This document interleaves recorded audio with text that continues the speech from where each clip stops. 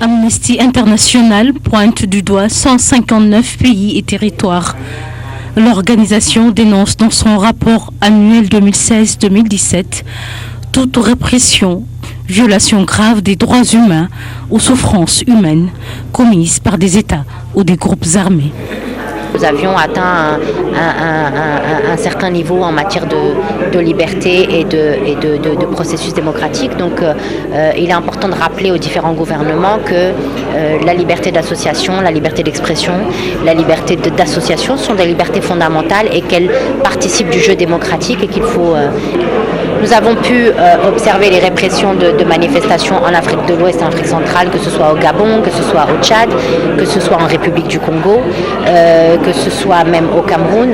La plupart du temps, ces manifestations interdites ou réprimées l'ont été dans le cadre d'élections qui étaient soit contestées, soit particulièrement tendues.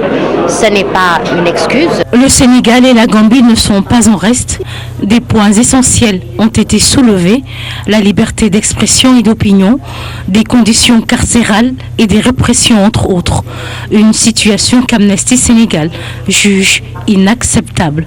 En 2016, le gouvernement a continué à porter des atteintes graves à la liberté de manifester.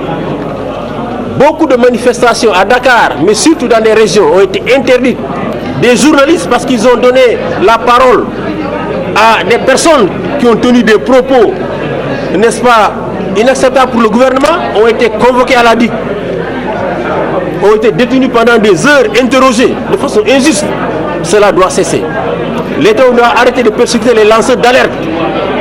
Ça a commencé avec le colonel Ali Ndaou, ça a continué avec le commissaire Keita, avec Ousmane Sonko. Et maintenant, on est en train de préparer l'opinion à s'attaquer aux juges d'âme. C'est inacceptable.